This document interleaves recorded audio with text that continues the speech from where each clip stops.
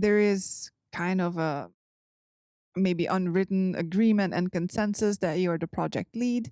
And I mean, since you created the project and you just remained the project lead, and it wasn't your desire necessarily to have someone else to lead the project, and it was also not a problem for the project and community that you've been the project lead. When did you start to have other maintainers being involved in the project, like people sticking around long enough that you were like, oh, hey, maybe you could lend some code and make some decisions and just be part of those people who are actually maintaining the project?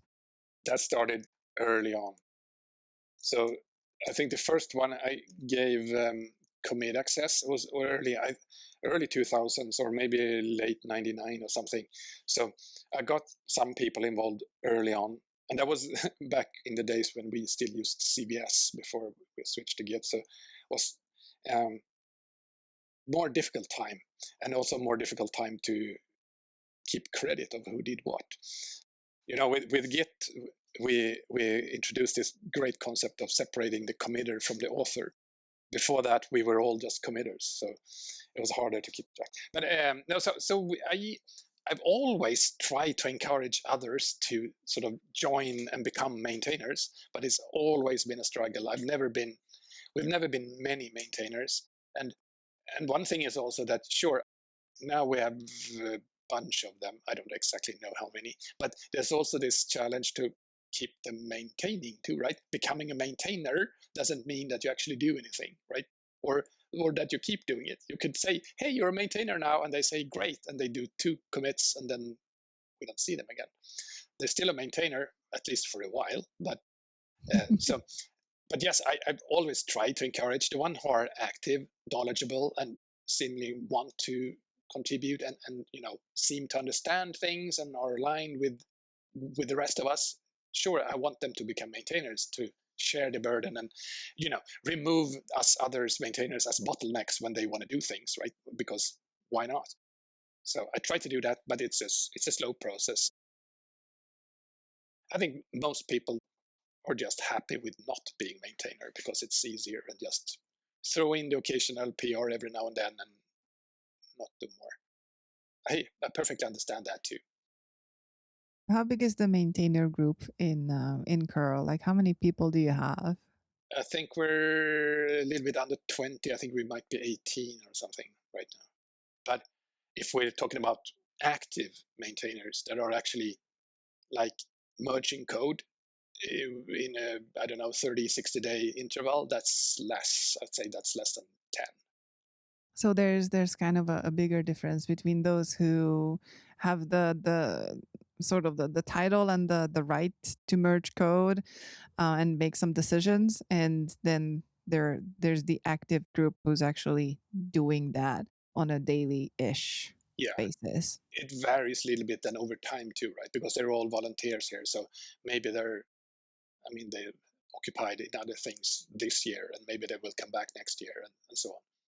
Do you have, or did you ever have like a particular process of people becoming maintainers, or like, I don't know, any write up anywhere or documentation, what the maintainer responsibilities are, any mentoring people ad hoc or in an organized way? Well, I think most of that is documented these days, since a few years back at least. So it didn't used to be documented. But from my experience, but by the time you offer someone to become a maintainer, they're already in the project to some degree. They've already done a lot of work. They've already communicated. They're already there.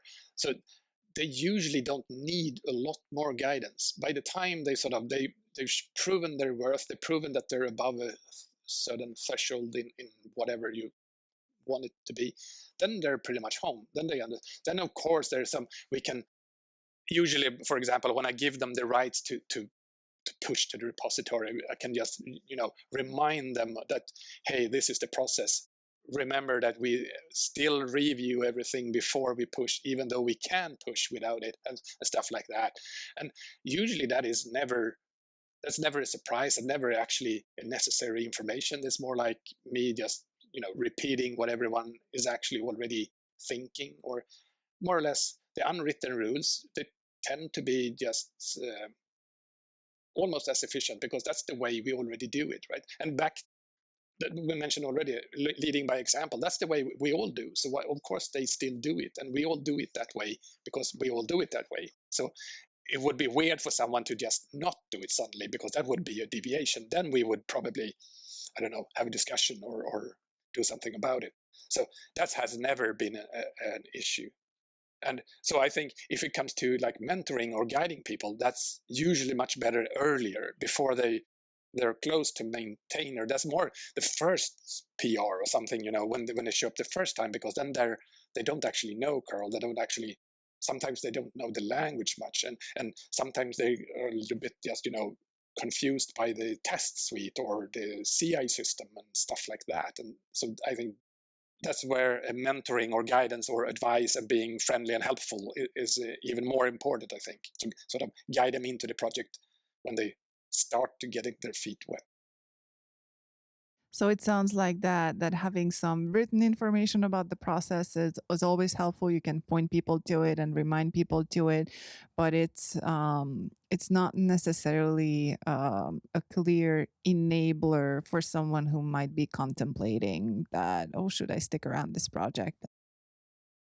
Just knowing what the process is, it doesn't necessarily seem like that it helps them jump that bar. It's rather there through their involvement and interaction with people and everything. Yeah, at least since the general process is not so much different than any other project. I mean, if we would have some special weird rule that no one else has, then of course that might have been a better sort of reason to highlight that particular one. But we actually make it a thing to try to we try to be, follow the regular way of GitHub projects doing things, because then it becomes much less friction. It's not a surprise. You just fork the project, write your code, submit the pull request, and that's the way to do it. And that's the way, so sort of everyone who has ever done anything on GitHub before is already accustomed to that. So that's, we also try to just, not surprise anyone, and just be streamlined, and reduce friction and help everyone in the easy route.